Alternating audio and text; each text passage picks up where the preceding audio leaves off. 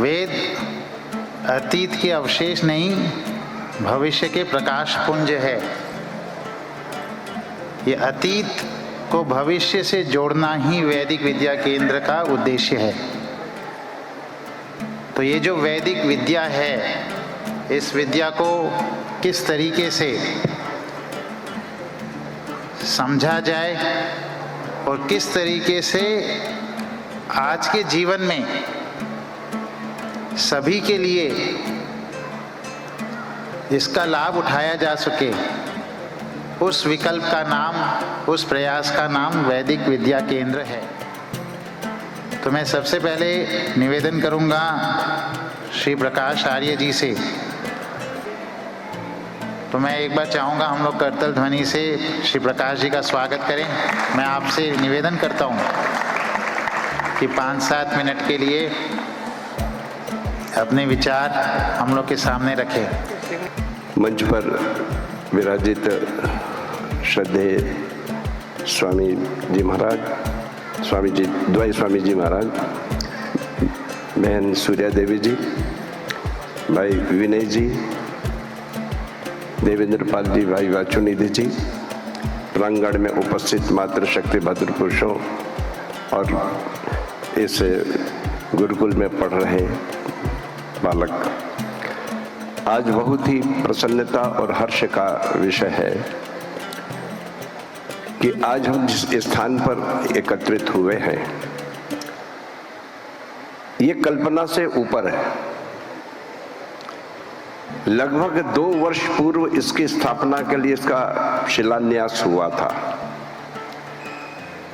योजना तो थी, लेकिन मुझे उसी दिन विश्वास था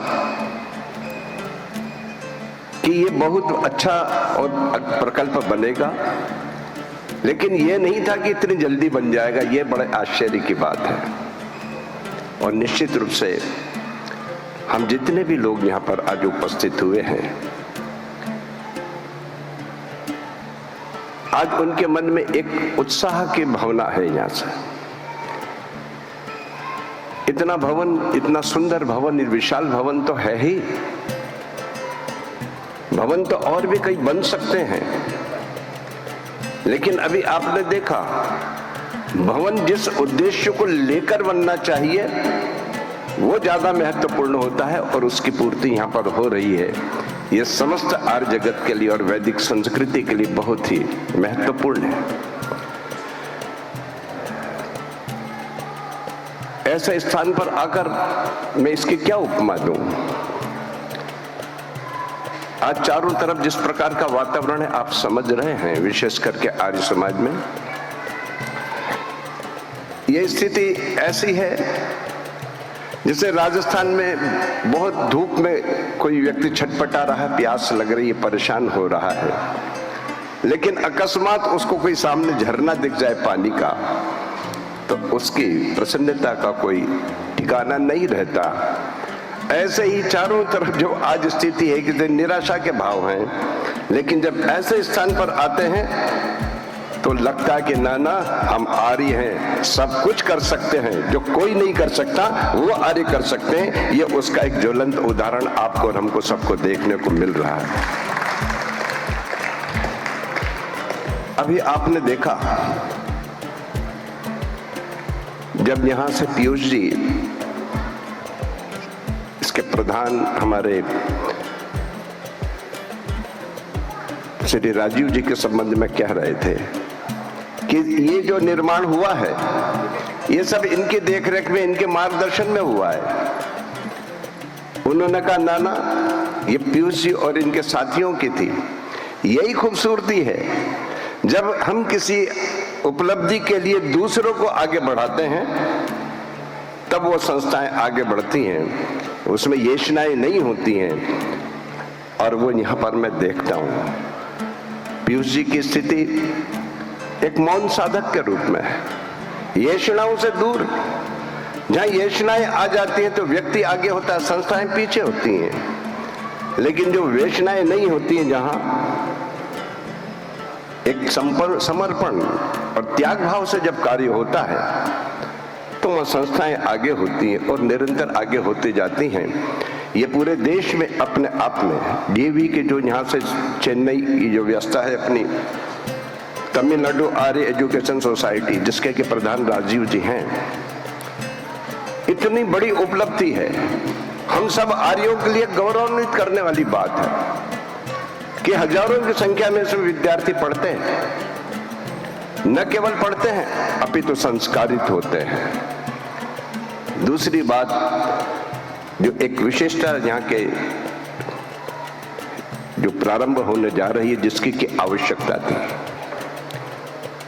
केवल एक पक्षी नहीं, आध्यात्मिक और भौतिक दोनों उन्नति हो एक साथ होती है, तब मनुष्य का जीवन व्यवस्थित होता है। और वो व्यवस्था यहाँ होने जा रही है, निश्चित रूप से ये अनुकरणीय है। समाज को आपकी ओर आकर्षित करने का एक बहुत अच्छा माध्यम है। मैं साधुवाद देना चाहता हूं इस पूरे प्रकल्प के उन सभी लोगों को जिनके मन में इतनी सुंदर भावना उठी कि हम, क्योंकि ज्ञान विज्ञान हमारे को सीखना चाहिए, हमारा आत्मिक उन्नति भी होना चाहिए। जो एक व्यवस्था की है कि जो यहाँ पर पढ़ने वाले कुछ विद्यार्थी टेक्नोलॉजी से भी जुड़ेंगे, उनको भौतिक साधन भी उनको अपने जीवन यापन का मिल जाएगा और साथ में वो संस्कारित भी होंगे।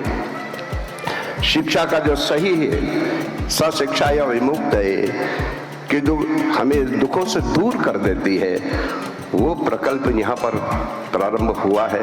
हमारे गुरुकुलों की भी तो यही व्यवस्था थी, 18 विषय पढ़ाए जाते थे। अभी बच्चों ने कार्यक्रम दिया, ज्ञान विज्ञान अध्यात्म जो कुछ था वो सब कुछ था। जिस वेद की बातचीत कर रहे थे, सर्वज्ञानमयो से कहा गया इसलिए कि सारे ज्ञान का पुंज है, पूरे सारे ज्ञान का वो भंडार है। इस प्रकार के संस्थाओं के माध्यम से उसको हम अधिक से अधिक लोगों तक पहुंचा सकते हैं।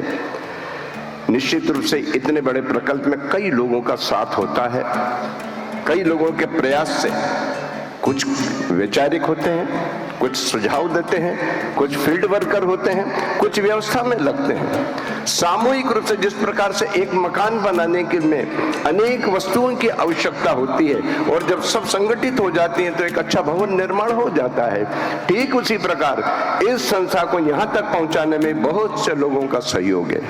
जहाँ तक मुझे जानकारी लगी, मैं बातचीत करता रहता हूँ कभी कभी, तो उसमें जो मेरे समक्ष 5-7 नाम विशेष रूप से आए, उनमें श्री राजीव जी चौधरी जो तमिलनाडु आर्य एजुकेशन सोसाइटी के अध्यक्ष प्रधान हैं, और इस स्थल के लिए निरीक्षण और मार्गदर्शन में उनका बहुत बड़ा सहयोग रहा है। इसके साथ ही विकास जी आर्य, बहुत से कम ऐसे उदाहरण मिलते हैं कि जो व्यक्ति अपने कार्य को छोड़कर समर्पित भाव से सेवा में, समाज सेवा में लग जाए। विकास जी आर्य ने अपना कार्य छोड़ा, फैक्ट्री का कार्य छोड़ा और बिना कुछ स्वार्थ के ऑनरेडी सेवा पूरे समर्पित भाव से दे रहे हैं। उनके साथ में एक बहुत बड़ी टीम भी है। इसके ही साथ श्री ललित जी नागिया जो आर्य समाज चेन्नई के प्रधान हैं और तमिलनाडु एजुकेशन सोसाइटी के, आर्य एजुकेशन सोसाइटी के उप प्रधान हैं, उनका भी बहुत ही इसमें सराहनीय सहयोग रहा है निरंतर। मैं उनके नाम ले रहा हूं, इसका मतलब ये नहीं कि दूसरे लोग कुछ नहीं कर रहे थे, लेकिन ये लोग प्रमुख रूप से थे आगे, ऐसा मुझे मेरी जानकारी में है। और उसके पश्चात भाई पीयूष जी जो चेन्नई आर्य समाज के मंत्री भी हैं और तमिलनाडु आर्य एजुकेशन सोसाइटी के उप प्रधान भी हैं, एक मौन साधक के रूप में कार्य कर रहे हैं। आप देखते हैं बिल्कुल जिस प्रकार से उनको किसी भी स्थिति में ऐसा लगता ही नहीं कि इतने बड़े कार्यक्रम करके और ये मतलब इतना बड़ा योजना के ये कुछ विशेष अधिकारी हैं, वो भाव नहीं दिखाई देता। तो आज के इस कार्यक्रम में ये 4 महानुभावों के मैंने नाम लिए, लेकिन इतना ही नहीं, इनके साथ में प्रत्यक्ष अप्रत्यक्ष रूप से जिन लोगों ने भी सहयोग दिया वे सब साधुवाद के पात्र हैं और केवल तमिलनाडु या चेन्नई तक नहीं, ये पूरे देश के लिए एक गौरव की बात है। और निश्चित रूप से इस प्रकार का जो कार्य है, थोड़े समय में इतना विशाल योजना भी और ये भवन भी, ये कोई साधारण बात नहीं है। हम सबको इनका सहयोग, इनको आशीर्वाद, इनको बधाई, इनके प्रति शुभकामनाएं प्रेषित करना चाहिए। हम सब परमात्मा से प्रार्थना करते, आशीर्वाद तो नहीं, शुभकामनाएं, कि परमात्मा इनके जो लक्ष्य है निरंतर और आगे बढ़ते जाएं और आगे बढ़ते जाएं, जो जहां तक है इसको। और क्योंकि जीवन का उद्देश्य नहीं है शांत भवन में रुक रहना, जीवन का उद्देश्य नहीं है शांत भवन में रुक रहना, किंतु पहुंचना उस सीमा तक जिसके आगे राह न हो। मैं इसी कामना के साथ में पुनः आप सबको बहुत बहुत साधुवाद देता हूं। परमात्मा से प्रार्थना करता हूं कि जितने भी आप सहयोगी हैं स्वस्थ रहें, दीर्घायु रहें और निरंतर अपने इस कल्याण पथ पर अग्रसर होते रहें, यही प्रार्थना है। ओम शांति।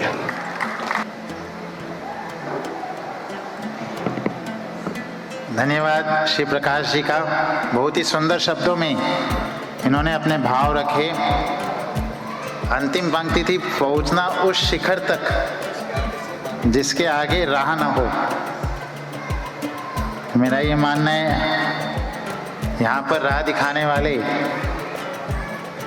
बहुत विशिष्ट लोग और विद्वान बैठे हैं, तो जहाँ राह नहीं होगी वहाँ पर राह आप लोग दिखाते रहेंगे।